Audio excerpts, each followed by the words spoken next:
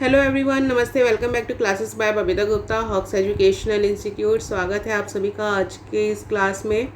और देखिए, आप लोगों के साथ में मैंने जेटेड पेपर 1 का पूरा सिलेबस शेयर किया था, क्या सब्जेक्ट से क्या सिलेबस इसका रहता है। तो आज की इस क्लास में जेटेड पेपर 2 का मैं आप लोगों के साथ में सब्जेक्ट्स एंड सिलेबस डिस्कस करने वाली हूँ। और ये उन सभी बच्चों के लिए जो जेटेड की तैयारी कर रहे हैं। और देखिए, आप लोगों का सिलेबस में आपको एक चीज़ क्लियर बता दूं कि जितने भी टेट एग्जाम्स हैं इनका सिलेबस ऑलमोस्ट सेम ही रहता है, किसी का डिफरेंट नहीं होता। देखिए, क्योंकि जो थ्योरीज है वो एज इट इज़ रहने वाली हैं, चाहे वो आपकी इंग्लिश में हो, जैसे नॉम चॉम्स्की की थ्योरी है, या फिर वो आपकी सीडीपी की थ्योरीज हों, तो उनमें कोई डिफरेंस नहीं रहता है।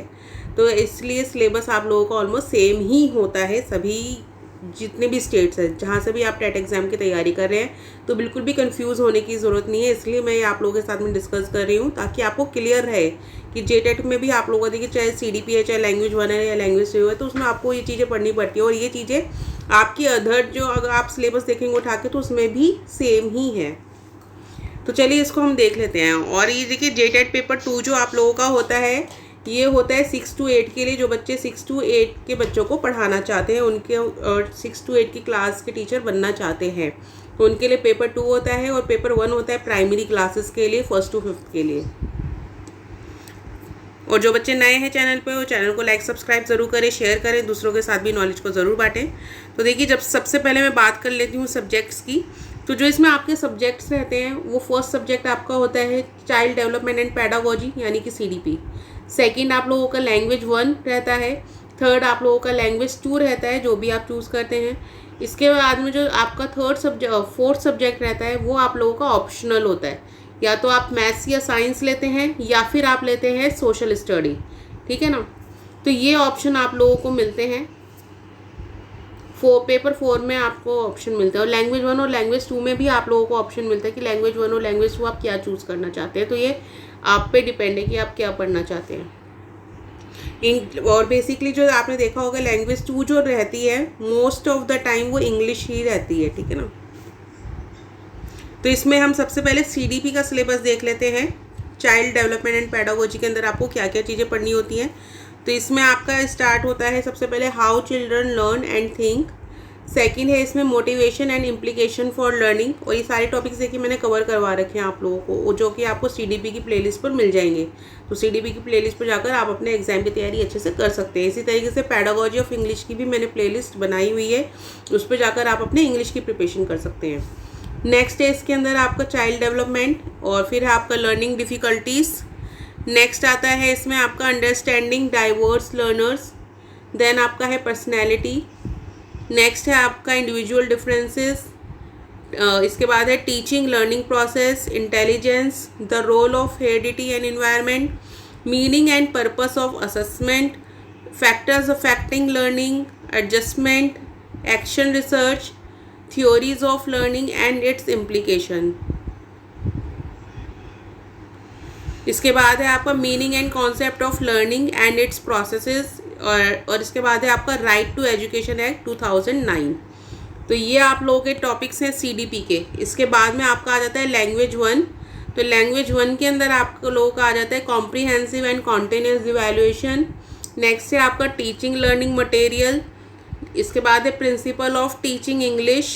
Then development of language skills, teaching learning materials, unseen prose passage, and then framing question including WH questions. WH family जो होता है ना, उसकी बेसिकली उसकी बात हो रही है।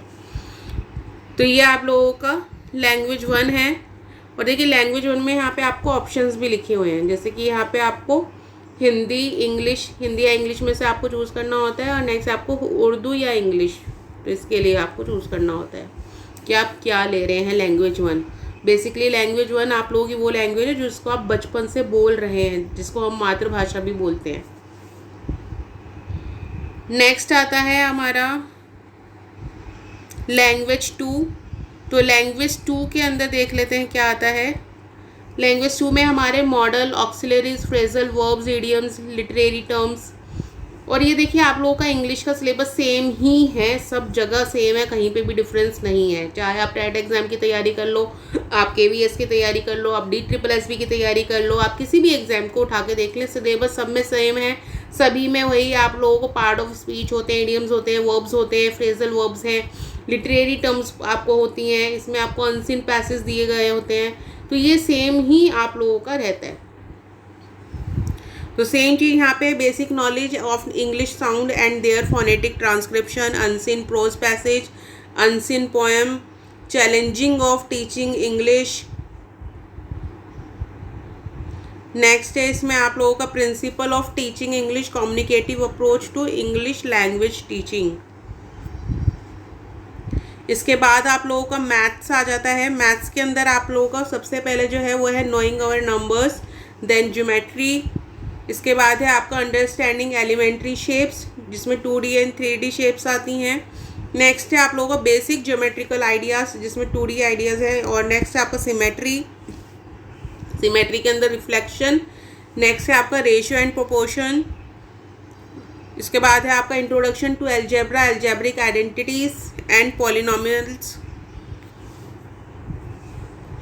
इसके बाद है आपका whole numbers, then negative numbers and integers, compound interest discount, algebra, quadrilateral, playing with numbers, fraction, exponents, surds. इसमें देखिए सर्ड्स आप लोगों के स्क्वायर्स, क्यूब, स्क्वायर रूट्स, ये सारे आ जाता है इसके अंदर। इसमें आपका प्रॉफिट एंड लॉस आ जाता है, डाटा हैंडलिंग, स्टेटिक्स आ जाता है, कंस्ट्रक्शन आ जाता है, कंस्ट्रक्शन में using straight edge scale, protractor, compass. तो इस नेक्स्ट आप लोगों का आता है मेंसुरेशन, जिसमें आप लोगों का circle, sphere, cone, cylinder and triangles. तो ये सारी चीज़ें हैं, ये आप लोगों का मैथ्स का था। अब इसके बाद में साइंस का आप लोगों का शुरू हो जाता है। तो साइंस के अंदर आपका आता है the word of the living organisms, micro organisms and disease. Next है आपका materials of daily use. Next is effect of population growth and human activities in the environment. Next है आपका मोशन, देन फोर्स। इसके बाद है acids, base, salt. Next है आपका moving things, people and ideas. इसके बाद है एयर एंड वाटर।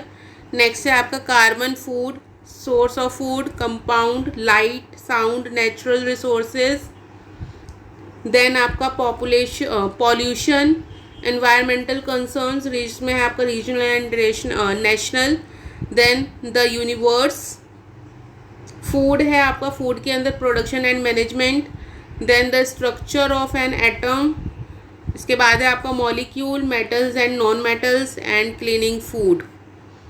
देन आपका materials, components of food, change of matter, soil, work and energy, natural phenomena. Next आता है आपका magnets and magnetism, electric current and circuit, pedagogical issues and source of energy. तो ये सारा syllabus है आप लोगों का साइंस का। तो अगर बेसिकली अगर आपने नोट किया हो, ये सारा सिलेबस आपका जो 6 से 8 तक की जो आपकी साइंस है उसका ही सिलेबस है ये सारा। नेक्स्ट है इसमें आपका एसएसटी के अंदर। और एसएसटी में आप लोगों को बता दूं, देखिए 6 से 8 तक की जो आपकी बुक्स होती हैं उनके में से ही आप लोगों के जो टॉपिक्स हैं ये सारे टॉपिक्स हैं एसएसटी के लिए। तो इसमें है आपका history, culture and science, new Kings and kingdom, the nationalist movement, the revolt of 1857-58। Next है आपका colonialism and tribal societies, then rural life and society, women and reform। इसके बाद है आपका challenging the caste system। Next है आपका the establishment of company power, the constitution, unpacking gender, state government, understanding media, diversity, pedagogical issues, parliamentary government, the judiciary, sultans of Delhi, regional culture, India after independence, social change, architecture, creation of an empire. Next है आप लोगों का the first cities, the early states, new ideas, the first empire, contacts with distant lands, political developments, the earliest societies, the first farmer and herders. Next है आपका air, water, human environment, settlement, transport, communication. Then आपका है planet Earth in the solar system. इसके बाद है आपका agriculture, then the environment in its totality, जिसमें natural and human environment है। देन आपका है रिसोर्स, जिसमें है आपके types natural and human. Then globe, इसके बाद आता है आपका geography as a social study and as a science. Then है आपका social justice and marginalised, local government, making a living and democracy. तो ये सब आप लोगों का एसएसटी का सिलेबस है, और एसएसटी के सिलेबस को देख के बिल्कुल भी घबराएं नहीं।